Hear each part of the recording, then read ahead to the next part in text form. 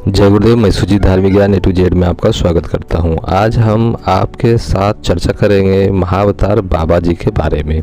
महाअवतार बाबा जी के बारे में यह माना जाता है कि उनकी आयु लगभग 5000 वर्ष है, तो कुछ का मानना है कि 4000 के आसपास है, तो कुछ लोग 3000 भी मानते हैं।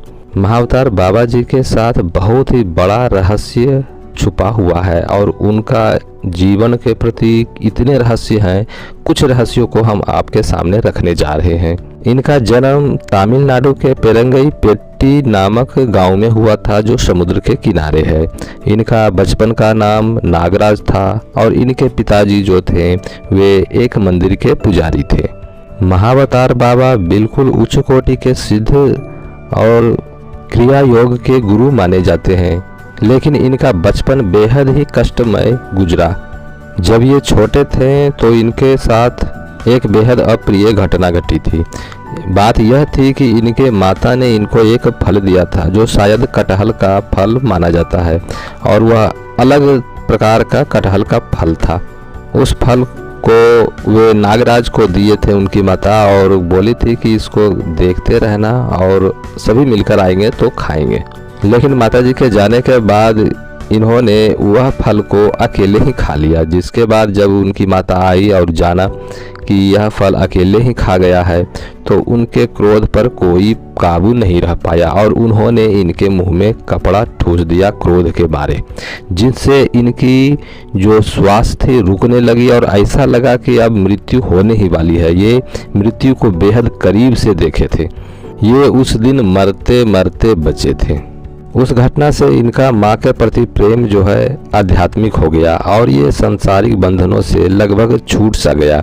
इनको अब माया मोह से कोई संसार से विरक्ति उसी क्षण से आने लगी थी। उसके कुछ ही समय बाद इनको जो है कुछ लोगों ने अगवा कर लिया, अपहरण कर लिया और जा कर के उस बच्चे नागराज को वह बंगाल में एक मालिक के यहाँ बेच दिया। इससे यह पता चलता है कि उस समय में मानव तस्करी होती थी और बच्चों को खरीदा और बेचा जाता था। लेकिन संजोग अच्छा था कि नागराज जी को जो है एक अच्छे व्यक्ति ने खरीदा था, जो कि 4 साल वहाँ रखने के बाद उन्हें स्वयं आज़ाद कर दिए थे। वहाँ से वे साधुओं के साथ, जो उस समय साधुओं की बहुत टोली रहती थी और वे उसी टोली में घूमते रहते थे, कभी इस टोली में कभी उस टोली में, ऐसे ही घूमते घूमते उनका समय व्यतीत हो रहा था। उसी समय उनको एक गुरु मिले थे, उनका नाम भोगरनाथ था। उन्होंने ही उनको साधना के शुरुआती दौर को, मतलब उनको जो शुरुआती ज्ञान था उनको दिए थे और कुछ बहुत हद तक उनको आगे लेकर गए थे। जब भोगरनाथ जी ने अपना सारा ज्ञान दे दिए थे, फिर भी जो है नागराज को अभी तृप्ति नहीं हुई थी। उन्होंने कहा कि मुझे और सिद्धियां चाहिए, मैं और ज्ञान प्राप्त करना चाहता हूं तंत्र के क्षेत्र में, मंत्र के क्षेत्र में। इसके बाद भोगरनाथ जी ने उन्हें कहा था कि अब एक ही व्यक्ति है जो आपको आगे पहुंचा सकती है। इसके लिए उन्होंने नाम लिए थे अगस्त मुनि का, और उनको बताया गया था कि आप अगस्त मुनि से दीक्षा लीजिए, फिर आपको वहाँ से आगे की मार्ग प्रशस्त करेंगे। अगस्त मुनि वही हैं जिन्होंने अपने यानी शिव जो है अपने पुत्र को, कार्तिक को शिक्षा के लिए अगस्त मुनि के ही पास भेजे थे। इतने उच्च कोटि के वे गुरु हैं।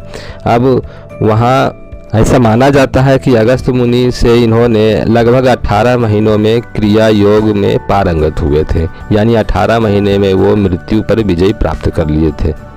महाअवतार बाबा ने उनके बाद लिहिड़ी महाशय को अपना शिष्य बनाए थे और उनको क्रिया योग सिखाए थे, क्रिया योग में पारंगत किए थे। क्रिया योग में पारंगत करने के बाद उन्होंने लिहिड़ी महाशय से कहा था कि आप ऐसा करिए कि इस क्रिया योग को समस्त संसार में फैलाइए, इसका ज्ञान का प्रसार कीजिए। बाद में लिहिड़ी महाशय के भी बहुत सारे शिष्य हुए, जिनमें एक शिष्य थे राम गोपाल मजूमदार। राम गोपाल मजूमदार को एक बार ये बताए थे कि आपको दशमेश घाट पर जाना है, और राम गोपाल मजूमदार जी वहाँ गए थे। रात चांदनी थी और बिल्कुल वहीं पर जब वे पहुँचे तो वहाँ एक शिला थी। वह शिला थोड़ी देर के बाद अपने आप उठ गया और वहाँ से एक बिल्कुल जवान औरत बाहर आई। वह शिला उठने से गुफा नज़र आया था और उसी गुफा से वह बाहर आई थी। उन्होंने अपना नाम माताजी बताया और उन्होंने कहा कि मैं महाअवतार बाबा की बहन हूँ। महाअवतार बाबा के बहन का नाम नागलक्ष्मी देवियार बताया जाता है और जो कि उच्च कोटि की योगिनी है और स्वयं महाअवतार बाबा के ही समान है। वहीं पर माताजी बताती हैं कि अभी आप यहीं रुकिए और महाअवतार बाबा जी यहीं आने वाले हैं, उनसे कुछ वार्तालाप कर ली है। थोड़ी देर में लिहड़ी महाशय भी जलते हुए दीपक के समान, गोला के समान आए थे और वे पुनः लिहड़ी महाशय में बदल गए। उसके बाद महाअवतार बाबा भी उसी प्रकार से ज्वलंत गोला के रूप में आए थे और पूरा सामने आते ही वे महाअवतार बाबा के रूप में परिवर्तित हो गए थे। महाअवतार बाबा का उम्र जो है लिहड़ी महाशय से बहुत कम लग रहा था।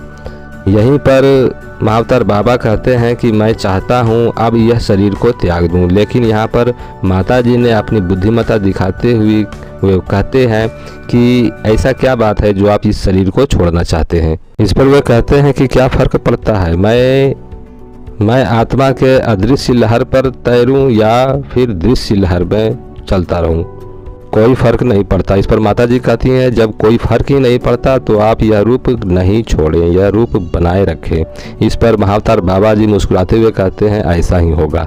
राम गोपाल मजुमदार जब महाअवतार बाबा के चरण छुए थे तो उनको अत्यंत दिव्य अनुभूति हुई थी और वे तीनों चरण छुए थे और तीनों को आशीर्वाद दिए थे उस समय, और इसका वर्णन योगानंद जी भी करते हैं। उसके बाद वह वार्तालाप समाप्त होने के बाद दोनों अपने अपने स्वयं जिस प्रकार से आए थे उसी प्रकार से बिंदु रूप में होकर गायब हो गए। माता जी भी वहां से उठी गुफा में चली गई और वह पत्थर का द्वार अपने आप बंद हो गया। सुबह तक जब राम गोपाल मजुमदार जी वहां लौट कर आए तो लिहड़ी महाशय वहां के शिष्यों के सामने गए और वहां के शिष्य उन्होंने बताया कि रात भर लिहड़ी महाशय हमारे ही साथ थे। तब उन्होंने समझ गए राम गोपाल मजुमदार जी की गुरुदेव की ही कृपा से हमें आज महाअवतार बाबा के दर्शन हुए हैं। इससे हमें यह समझ लेना चाहिए कि तंत्र एक छोटे से छोटे तिनके को भी पहाड़ बना सकता है।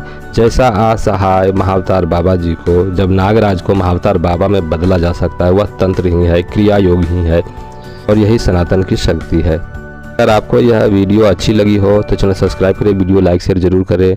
अंत तक देखने के लिए धन्यवाद।